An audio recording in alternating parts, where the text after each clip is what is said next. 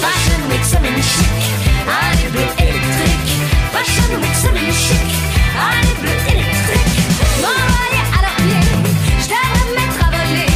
Fashion Week semaine chic, allez bleu électrique. Hurry up down the catwalk way.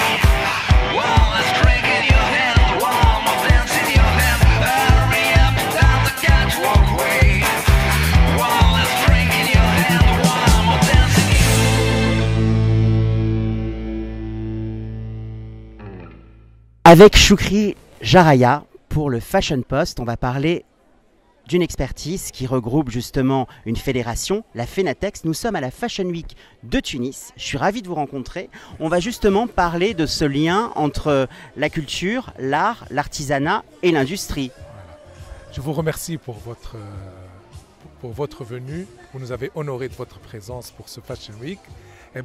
C'est un partenariat qui aurait dû commencer il y a quelques années. Heureusement que ça commence aujourd'hui. On est tous réunis parce qu'il y a une complémentarité. Tout est pour le vestimentaire. Que ce soit les industriels ont besoin des créateurs. On utilise tous des stylistes pour préparer nos collections. L'artisanat, elle est là pour soutenir l'habit traditionnel qui le refait vivre et qui le vulgarise. Et ensemble, on peut faire un grand travail pour développer le vestimentaire tunisien et surtout exporter nos marques à l'étranger et essentiellement à l'Europe occidentale. Chaque pays a des pièces de vêtements qui sont iconiques. Si on pense à la Tunisie, quelles sont les pièces de vêtements qui symbolisent justement le pays? La djebba pour la femme, le kaftan. Autrefois, il y avait le voile, le sefseri qui n'existe plus aujourd'hui. Et pour l'homme, c'est toujours, on est tous maintenant européens et modernes, on s'habille en costume, pantalon, mais avant il y avait le saroual, la djebba pour homme.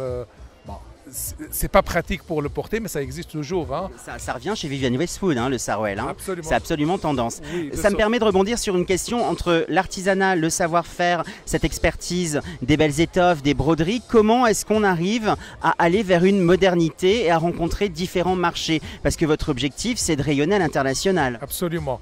Donc, si vous voulez, nous, on s'inspire de notre patrimoine. Et on essaie de l'adapter à la mode parce que, qu'on ne le veuille ou pas, il y a une mode, il y a un thème, toutes les saisons, vous le connaissez, ça c'est pas nouveau. Donc on essaie d'intégrer cette tradition, si vous voulez, dans le moderne. Et ça donne toujours des trucs sublimes et que les gens aiment beaucoup. Hein. Aujourd'hui, les gens aiment beaucoup. Et les jeunes préfèrent s'habiller de cette manière. Alors, Fenatex regroupe combien de personnes? En termes de chiffres, ça représente qui, quoi? Alors, la Fenatex, c'est la Fédération nationale de textile qui regroupe 21 chambres. Tout ce qui peut toucher au textile, de la friperie à la couture, à la confection, au tissage. Et donc, vous savez que la Tunisie a des traditions dans le textile depuis maintenant plus que 50 ans. Et donc, voilà, donc c'est une très grande fédération de textile qui est elle-même intégrée à l'UTICA. L'UTICA, c'est l'Union tunisienne des industries commerçants. J'ai une dernière question qui est plus personnelle. Vous savez, on ne choisit pas un métier par hasard. Ouais. Comment est-ce que vous êtes tombé dans le chiffon, dans les étoffes, dans le tissage, dans les tissus? Ça a été quoi votre parcours? Alors, je suis né dans une famille de commerçants de prêt-à-porter.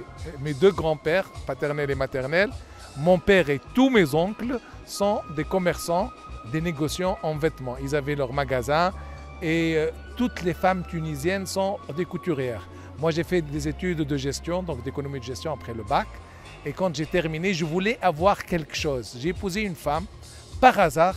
Sa mère était une très grande couturière, haute couture, si vous voulez. Elle s'appelait comment? Elle s'appelle comment? La maman? Oui, la maman. C'était Madame Gaïji. Madame Gaïji, elle avait même la présidente Wassila Bourkiba. Et elle aussi, ma femme a fait de HEC, donc des études commerciales. Et on s'est dit pourquoi elle avait le don.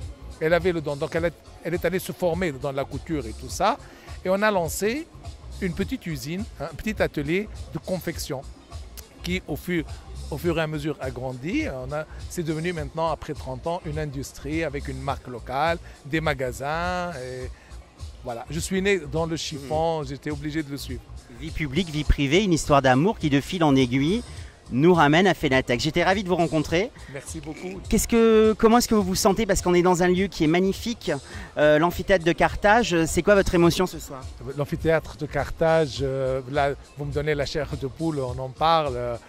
J'ai tous mes souvenirs ici, tous les étés, vous savez, il y a le festival de Carthage. Ça me rappelle toute notre histoire, des Carthaginois jusqu'aujourd'hui. Et ici, j'ai assisté à des concerts, Ray Charles,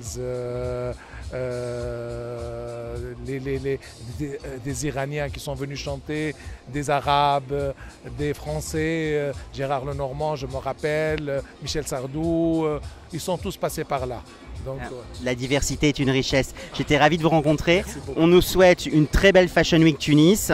Et puis je vous dis à la saison prochaine. C'était William Arlotti pour le Fashion Post. Merci beaucoup. merci. Fashion Week semaine chic, allez bleu électrique. Fashion Week semaine chic, allez bleu